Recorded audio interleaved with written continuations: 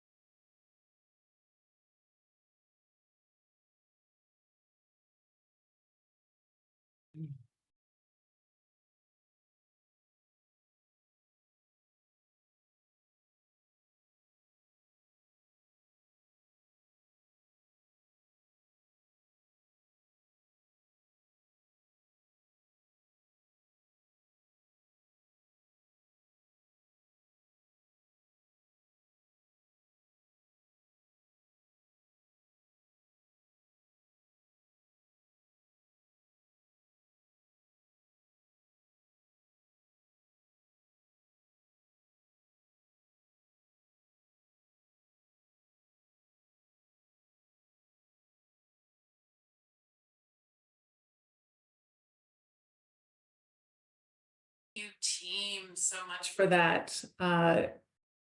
Andy, every time I see them, they just take my breath away. They really do. When you think about the power of imagery, not only to transport you to places, but to inspire you to just amaze you. I'm wondering if you could first tell us a little bit about why national parks, right? We know that national parks are places that give us refuge and beauty. We know that art plays a role in that. We know that national parks are also places where we feel like we're part of something bigger. And I'm just wondering if you could tell us a little bit more about why national parks? Why did you decide that that was going to be your subject? Well, Ansel Adams has been a hero of mine since literally I was 8 years old. I would look at Ansel Adams photos and be in such awe. And from that time on, I always wanted to be an Ansel Adams.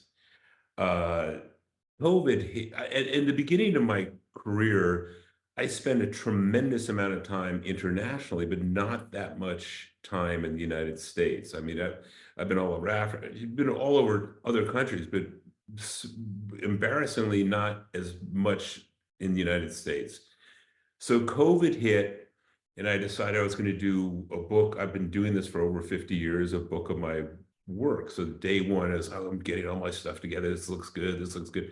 Day two, this is looking good. Day three is like, I've always wanted to do a book on the national parks. And literally the next day, I was flying to Denver to pick up my first camper, and I started this project. And I knew I would love it, but it was just, I mean, the outstanding beauty that is waiting for us there is just, I mean, it's beyond words. And people always say, what's your favorite park? Depends on what the day is, I mean, there's only 63 of them, and each one of them is absolutely magnificent. So I might like one park better because the sky was phenomenal, and more than another park where there's a blue sky, which is the photographer's nemesis. But I've always wanted to do this project, and I thought, well, now's the time to do it.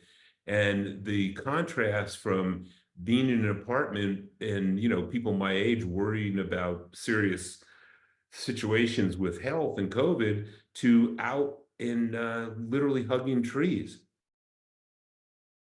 And this was a 3-year journey for you, right? Well, I'd never set a time for this. I just said, I'm going to do all the national parks. And I did it as quickly as I could. And by the time the book came out, it was 3 years.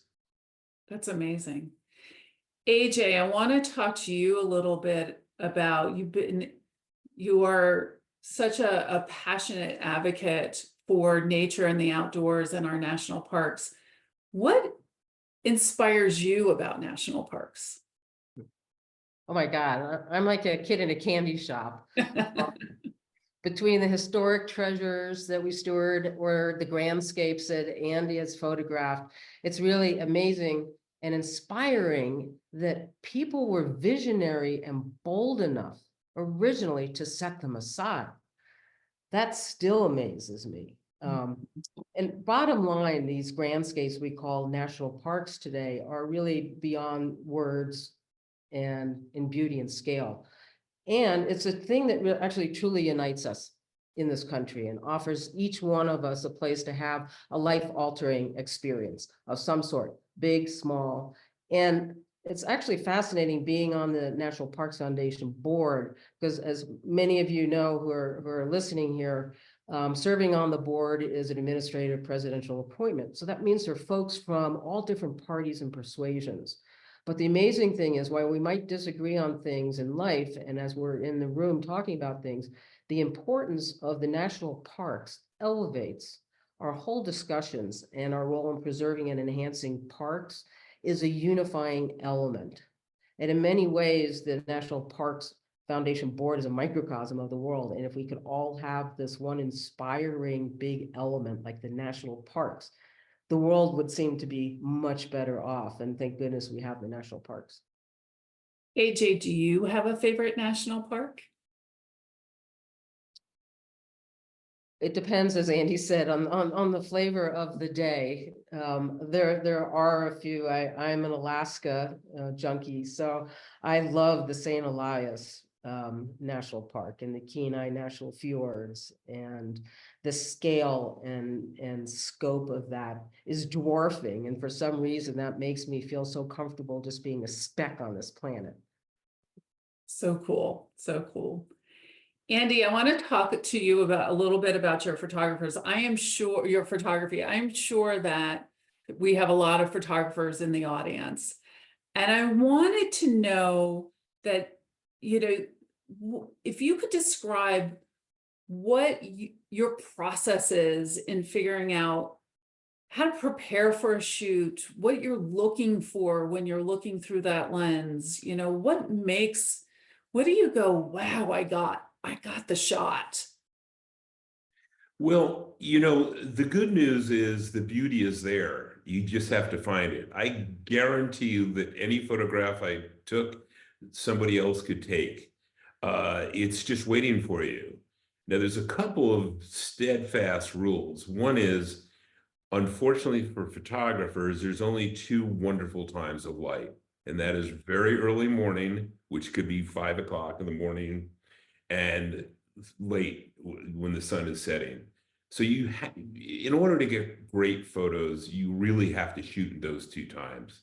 And a lot really has to do with luck. I mean, it's the luck of the sun doing what it's supposed to do, clouds in the sky. If you have a blue sky, chances are you're not going to get great photos. There's no rules, but you know, when clouds do great things, that's like, oh my God, thank you for that.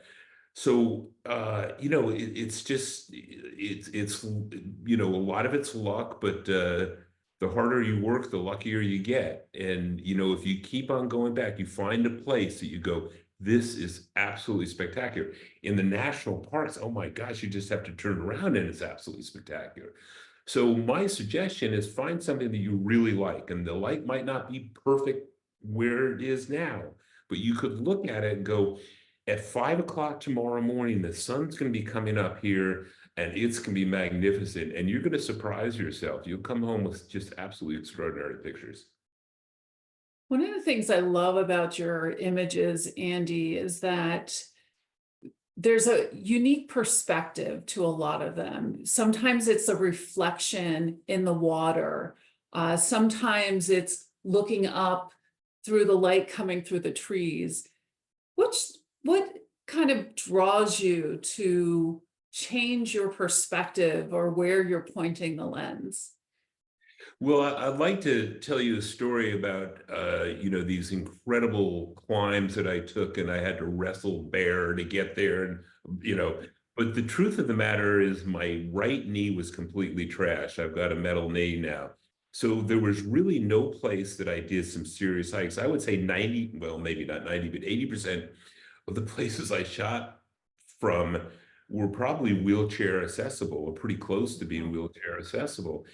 So I was very limited in where I could shoot, but certainly angle and being able to, it's always really important to not only look straight ahead, but look to the side and look behind you.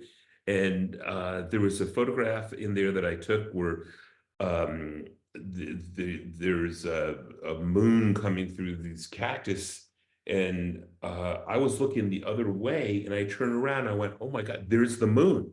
So I had to really, the moon comes up pretty quickly early in the morning. So I had to really do, and if I just looked straight ahead, I would have missed that shot. And I would have missed many, many shots of things if you don't look around, because what light is doing one way is completely opposite when you turn around and do another way. And like exactly what you said, perspective, when you're looking up is completely different from when you're looking down or looking sideways. The beauty and the fun of this whole thing is that when you're at a national park, it is like AJ said, is like a kid in a candy store.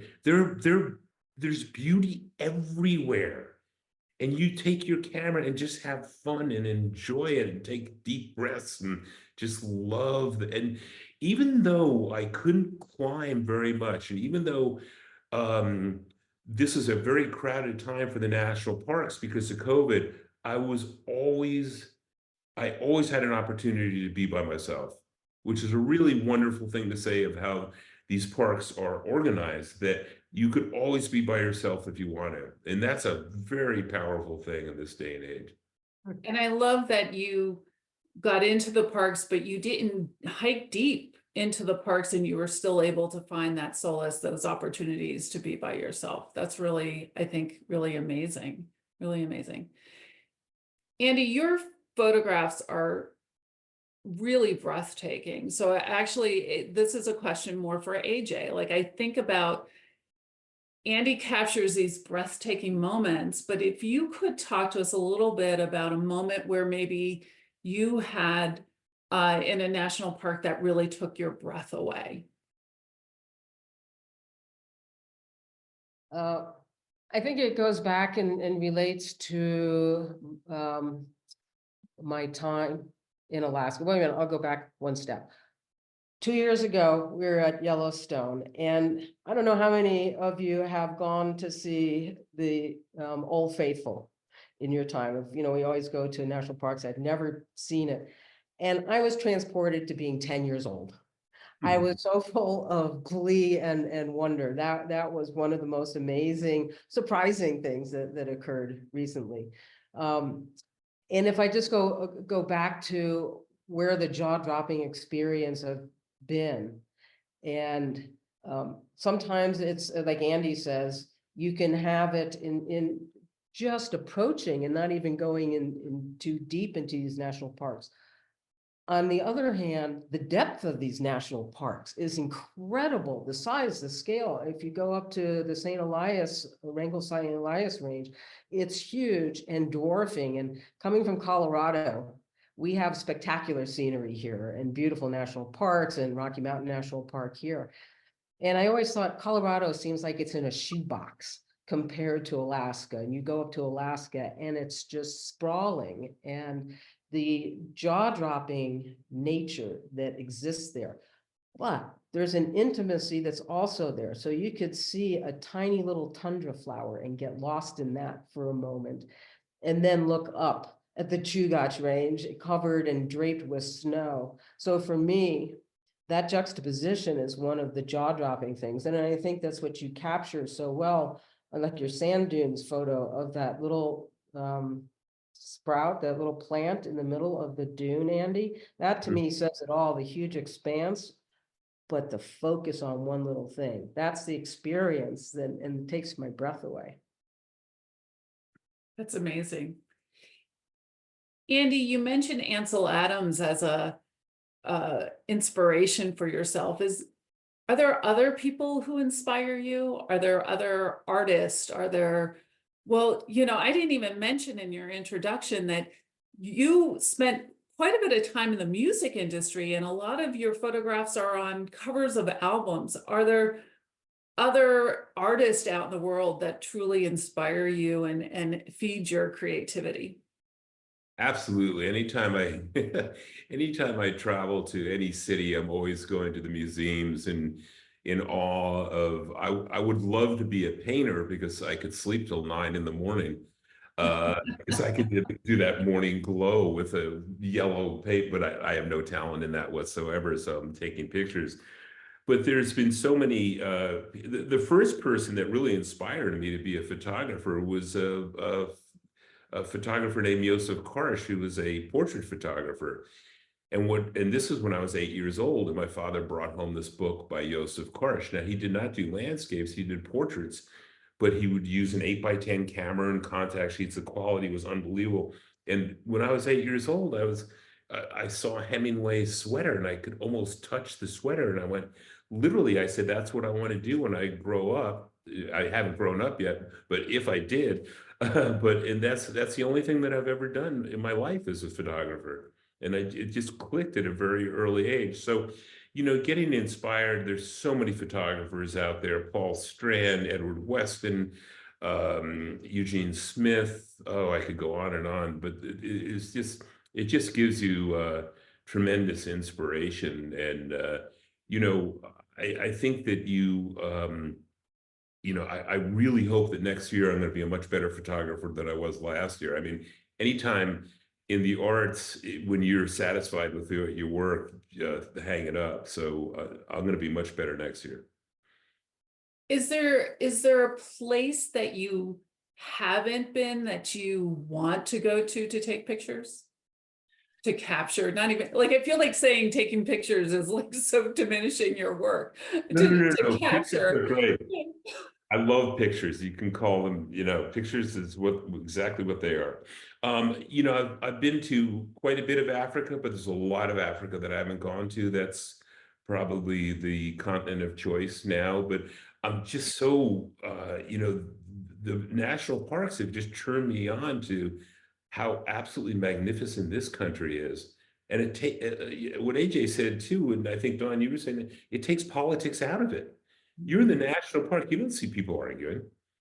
You don't see people talking about politics. You're seeing people going ooh and ah and just loving every second of it. It's a great peacemaker. Is there is it like picking your favorite child? Do you have a favorite image that you took from this beautiful book and this collection of photographs? I do have a favorite child, by the way. I only have one. So that's easy. I really don't. I just look at all, it's more of an awe to the subject than the individual image. I mean, I was there reporting on the beauty that's out there. So,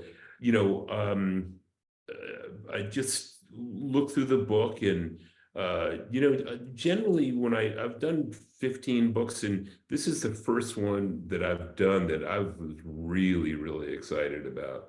I mean, I've done other books that I thought were good. Oh, if I only did this, I only did that. I was really happy with the images, but I mean, talking about a cake assignment, go take the pictures of the prettiest places in the world. That's not bad. Not at all. Wait, but I want to get into a little bit because you got in a van and you just traveled, right? Like you just started and started going to all these different, can you kind of talk about that piece of the journey? Yeah, which is absolutely hysterical, because if anyone knows me, I have the worst sense of direction of any human being on earth. If it wasn't for GPS, I'd still be the Denver airport looking on how to get my van out of here. So yeah, I just kind of set it up where, I found a camper van. I had enough place for my wine, my cameras, food, and clothes, and I was ready to go.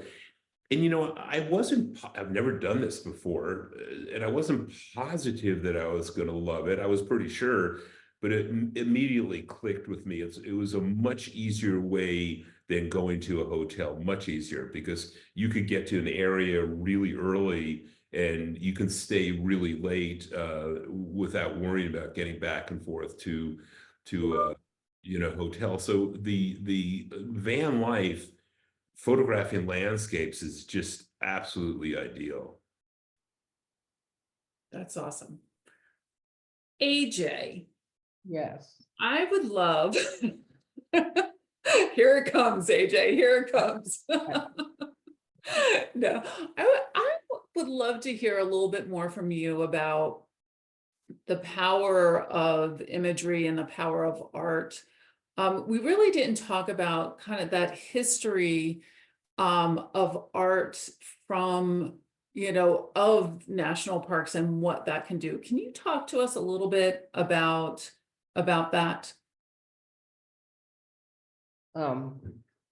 Definitely art, art and the parks. Art was actually responsible in many ways for the initiation of Yellowstone National Park when Thomas Moran sent back these incredible, fantastical images and paintings that he did in the 1800s to the East Coast and showed a world that hardly anybody could even fathom existed in our own country. And this was after the Civil War, and it actually became a unifying event to get out west to see these places that were almost magical. And I think you started talking about how parks are the heart and soul of our country. And I think often that art is actually the heart and soul of the park because it captures an essence that's beyond words, almost, a reverence. And it comes from a very, an extremely personal place and a way of seeing.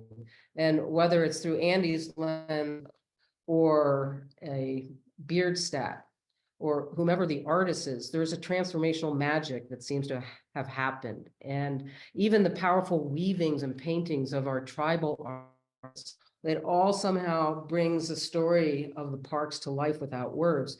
And it really stimulated, I think, the country's interest in creating and holding and preserving all these lands. So it has created and played a pivotal role in creating and the continued appreciation of the national parks since the beginning. That's awesome. Andy, what's next for you? Well, I'm starting on a book called America the Beautiful, which is gonna be kind of the same theme of the national parks, where I'm gonna take 2 or 3 beautiful landscapes from every state instead of national parks.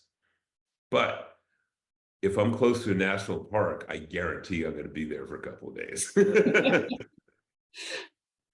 Well, almost every state has a national park. So Yeah. I am sure we can help you with that, by the way, if you need to know what would be some great opportunities for you. Fabulous. AJ, do you have any other questions that you want to ask? Well, I think, Andy, you might have touched upon it, but the difference between all of us in an age of cameras. Well, I have my cell phone camera and going out and taking volumes of pictures. And from your point of view, what's the difference between all the pics that I take and the art that you create? Well, if you're going to take this seriously, if you're going to go into the park and say, I want to take pictures in order to put them up on my wall, I want to wow people, there's a couple things you need to do. And the main thing is light. And like I said before, you just have to get up really early. So if you're with a spouse, a friend, or whatever, the deals that I would make is, okay, my time is from 5 o'clock in the morning to 8 o'clock in the morning. You have 8 o'clock till 5 o'clock. Then I get 5 o'clock to 8 o'clock. So you get the majority of the time, but those times have to be focused on me. And because you just can't do it. I mean, it's absolutely impossible to go out at noon and take great pictures of the national parks. I mean, you can get a recording of what you see, which sometimes for some people is just fine. But if you want to produce really beautiful work, it takes work. It seriously does. It's like playing the piano or whatever. but you just have to go and do it and do it and do it again. And if you see something that you love, repeat it. Go into, I can't tell you how many images that I saw and I went, I really like that one, but tomorrow morning might even be better. And I would come back. There's I mean, you can go to an Ansel Adams exhibit, the greatest landscape photographer ever, and go to a Museum of Modern Art exhibit of Ansel Adams. There's only 100 pictures up there.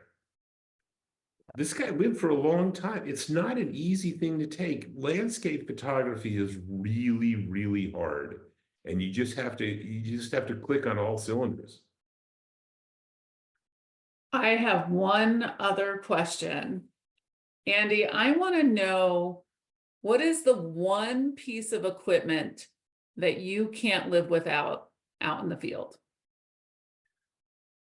Well, I'm kind of a, I'm a Sony ambassador, so it's a little self-serving, but Sony has some of these high megapixel cameras that have something called an image stabilizer in it, where it just holds the camera steady.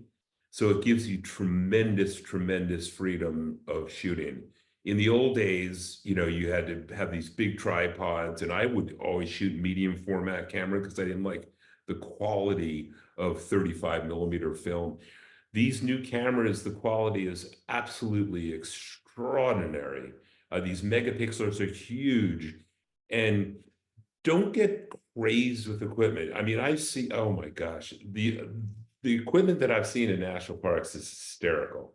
I mean, people spend more time trying to figure out what lens to use than actually looking at their subject. Keep it simple. You don't need, a 24 to 70mm lens could handle just about all you need. But if you want to add one or two more, that's fine. Don't become an equipment junkie. Get good equipment and just look through the camera and just look in there and just, what do I want in the frame and what don't I want in the frame? And just, it's light, light, light. You gotta have beautiful light.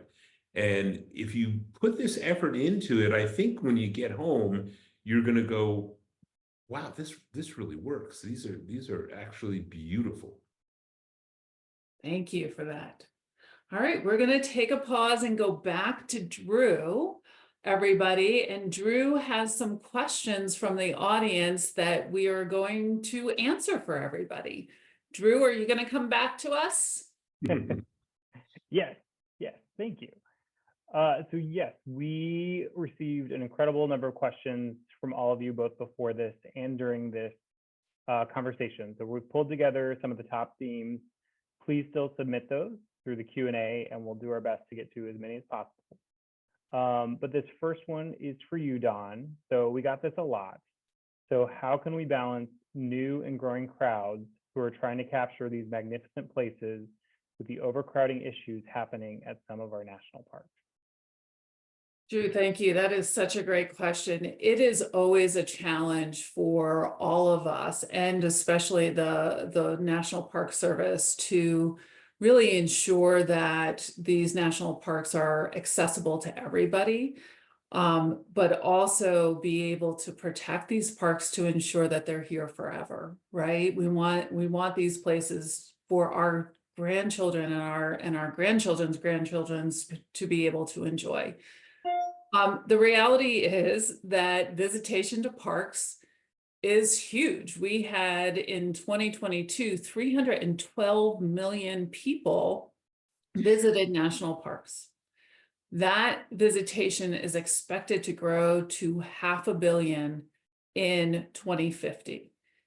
So the National Park Foundation is actually doing an incredible amount of work in trying to work together with the Park Service to ensure that we're able to balance those two things. So we're looking at, what is that visitor experience? What do the parks of the future look like?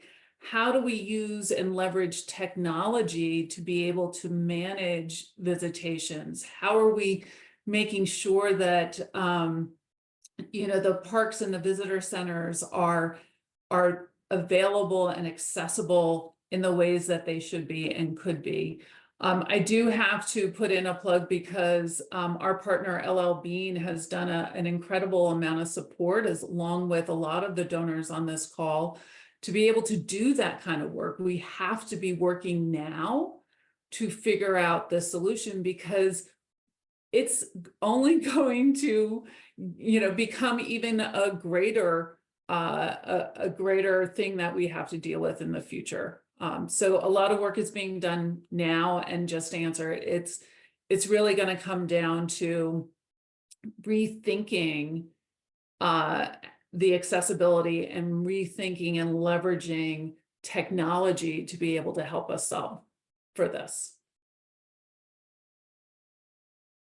AJ, this one is for you. It comes from Nick. What strategies can we use to engage younger, elementary or middle school age audiences and get them excited about the outdoors? Well, always a good question on how we engage the next generation. And in reality, we don't fund what we don't value as we get older. So getting the opportunity to get kids outside is important. I'd also say, before we look at the programs, it's important to show them not only to get kids into the parks, but show them and teach them how to be in the parks. Because we need to experience and have almost a care and feeding of our national parks, because what Dawn was saying is we have an enormous amount of people coming to the parks. How we treat them will be the difference in our ability to manage them in the future. So the exciting thing is, and many of you on the call, because you're the National Park Foundation supporters, know that we have had a open outdoors kids program for many years of looking to get every kid in fourth grade a pass and to get to the national parks, which started actually as a grant long ago in 2011 to bring kids from underserved areas and marginalized communities. It's one thing to say, let's get all the kids in the park. The accessibility and transportation can be an issue. And so we started that way and grew a program which now has grown to 2 million fourth graders in getting a chance to go to the park. Our 2 millionth kid has had that opportunity. And it's grown so successful, we're looking to see if we can expand that now to fifth graders. And then also alongside of that, because we're always pretty concurrent with the National Park Service, that the National Park Service and the Department of Interior started every kid in the park. So we are kind of really pushing all that value of getting kids the opportunity to be in the parks now. And that is such an impressionable age. So fourth grade is just that jaw-dropping experience, and hopefully some of them become our rangers in the future, and they have one of these transformative experiences and learn how to care for the parks. Is my passion. Thank you. So one of the questions, we will show more of Andy's photos here in just a few minutes. And Andy, I apologize because you've answered this twice, but it's hands down the most popular question. So just to confirm, the best times to shoot photos are bright and early and dusk. You gave specific times, but just to reiterate one more time, because that is like hands down the #1 question we've gotten. Absolutely. Yep. You got to do it. And no one hates waking up early. I hate when the alarm goes off and I'm going, this can't be for me. So yeah, you got to do it if you want gorgeous pictures, and I promise you it's worth it. That's the thing. It is absolutely worth it. So Andy, were you a morning person because you adopted photography as a trade of choice? Did you, getting up with an alarm is one thing. I just could not get up at 5 o'clock in the morning and go take a photo like you do. Is that your general way of being as a morning person? Absolutely not. I'm a night owl, and I hate waking up early in the morning, but it doesn't take, I shake it off, when the alarm goes off, I hate it. But once I see trees and the sun just about to peak up, then everything is back to great again.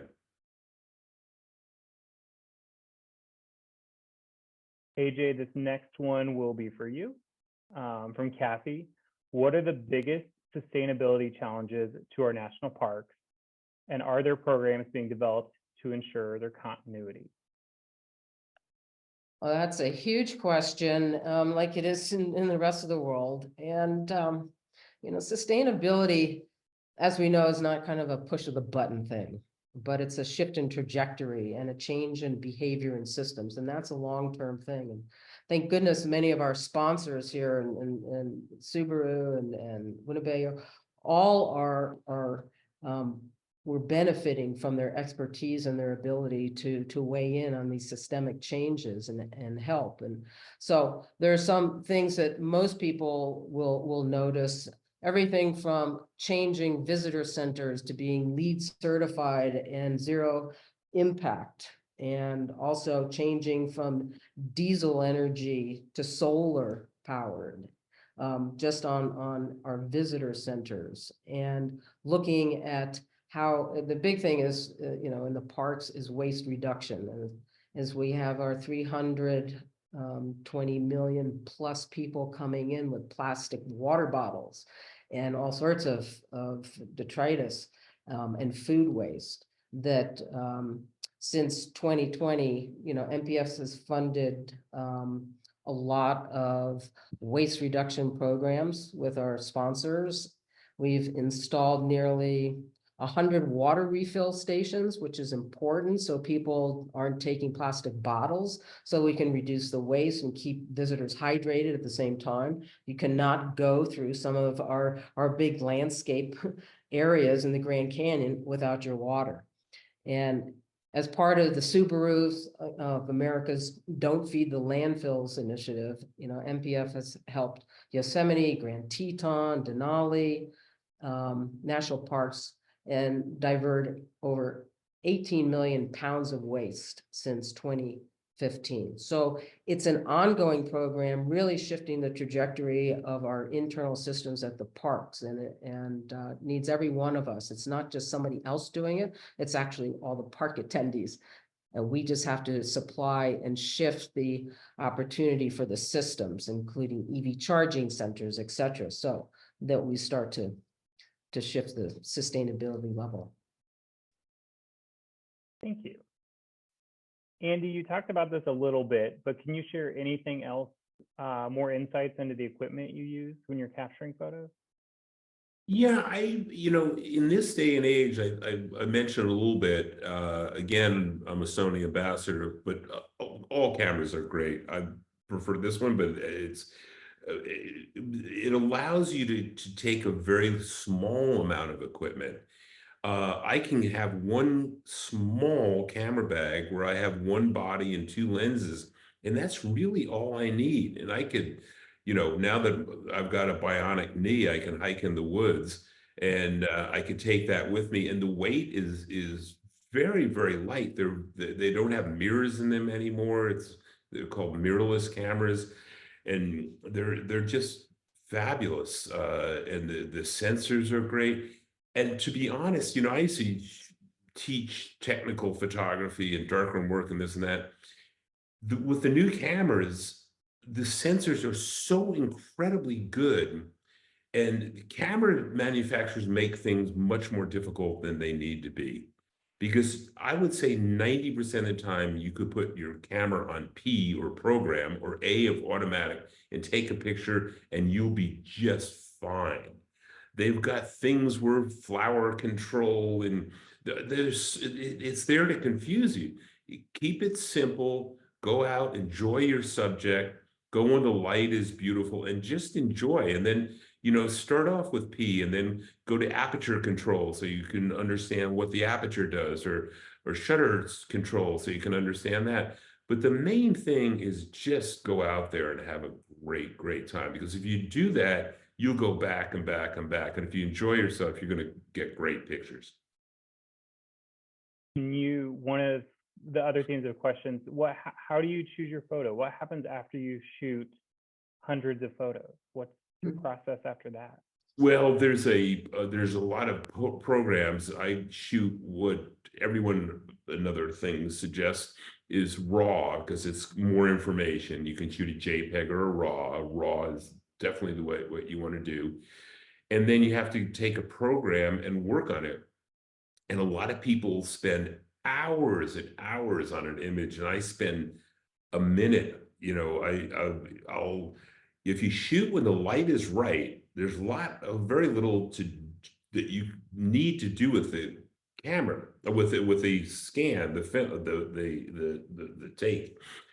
But if you shoot something where the light is bad, there's all these aftermarket plugins to make things look good when it's not good. It doesn't work. To me, it's like if somebody gives you really crummy food, you know, here's a really old lettuce and crummy piece of meat, make a great meal with it. I mean, you could disguise it, but it's still going to be terrible. Whereas somebody gives you a fresh piece of ahi tuna, it's going to be good even if I cook it. So just go out, get the light right. Don't worry about getting too fancy. Just make it, you know, make the picture beautiful from the start. Don't go with the idea, well, I'll just shoot it and I can crop it later. I don't think that's a good way to look at things. Make sure what you have in the frame is what you want in the frame, and make sure the light is beautiful. And again, the main thing is just have a blast, have a great time doing it. Thank you. Don, this question came in for you. This is from Lloyd. Can you share observations or evidence of the mental health benefits of visiting the national parks? Oh, thank you, Drew. Thank you, Lloyd. There's an incredible body of science that really talks about both the physical, mental, and emotional benefits of being out in nature. And, it can help lower your blood pressure. It can help you focus. There's science that says, what we really need as people is at least 20 minutes a day of being connected to nature, and it will have tremendous, tremendous benefits to us. And that's where national parks come in. As Andy said, you don't have to go that far into a national park to really gain the benefits of being part of nature and really the physical and the mental benefits of being connected to nature. So there is a wealth of science out there that really shows that this is something that is not just a nice to have, but something that is really an imperative for us as human beings to ensure that we are as healthy as possible. And I do have to say that everybody lives within 100 miles of a national park. And so it's really just about getting outside and finding your place out into nature. And there is a national park near you where you can do that. Thank you. This is Andy, I don't think we've answered this one. Do you have your top 2 favorite lenses? I know that's very in the weeds. Top 2 favorite lenses? Yeah. Yeah, I actually do. I'd say I've got, well, the lens that just came out was a 20 to 70 millimeter f4, which is a lightweight lens. And I love the lens because it gives me a lot of versatility. I'm just using zoom lenses these days. Well, I've got a couple of fixed, but I don't bring them in the parks with me. And then the other one is 100 to 400 f4, which is, it's an interesting, with lenses, the new lenses are like 1.4 and 1.2, and they're big and they're heavy and this huge chunk of glass. And the idea of shooting a 1.2, you're not going to do that in a national park, maybe for a image, but generally you're stopping it down to f5.6 or f11. So why spend money on a very fast lens? They're not sharper. Sometimes they're not as sharp. sometimes they're sharper, but generally they're a lot more expensive and they weigh a lot. I don't have assistants. You know, maybe the next time I go traveling, AJ can carry my gear for me. I'll go. Dawn's ready. Yeah, I know. AJ and I, next trip, Andy, we're You getting got it. You got it. But so you know, I'm carrying a bag in myself. So those are, I'd say, the 20 to 70 and the 100 to 400. If I had to pick two lenses, that pretty much handles anything that I need. Thank you. So I can pull a few more questions from the attendees, but just to give each one of you the opportunity, is there anything we haven't covered yet that you wanted to talk about today? I know that's a big question, but. Just something that in looking at the kind of questions that were asked, everything from sustainability and managing people and capturing all of the parks and what we want on film and in the arts, it seems that the future is going to play out in a big way in our national parks. It's in front of us. It's going to unveil itself, whether it's a changing climate. There are times that we've gone back to kayaking in front of Kenai National Fjords, and the glaciers aren't touching the water anymore. There's changes that are in our lifetime that are worth documenting for everybody on this call. It's an amazing, powerful time, and I hope that everybody goes out and we are capturing what's going on and the changes that we will see. And in our historical treasures on the Civil Rights Trail, it's unveiling itself. So it's a fantastic time to be doing what Andy did and everybody else who's a photographer and an artist here can do. So I just think it's a profound time. I just want to say what an honor it is to be with all of you here, and you know what an honor it is to photograph the national parks. It was really I didn't think it was going to, I knew I was going to love it, but I didn't think it was going to hit me on so many different emotions. And I just want to thank everyone that tuned in to watch this. And I know that everyone that's watching this is a huge supporter. And I think we all really, really appreciate this. And I just want to thank everyone.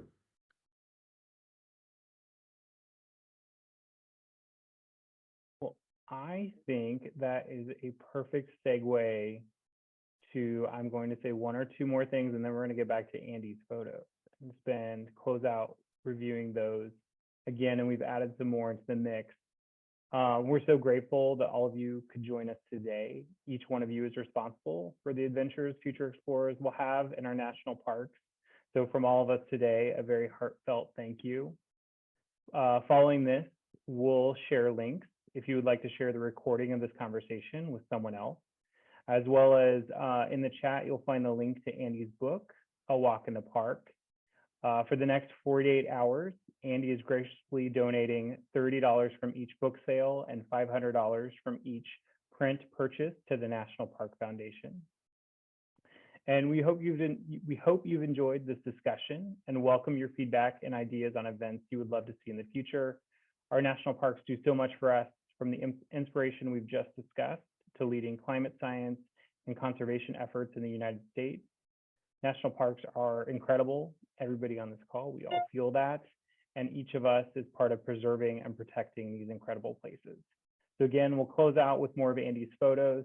So take a few moments to embrace these beautiful places, reflect on your favorite memories, and then happy trails. And we'll see you all in the parks. Thank you.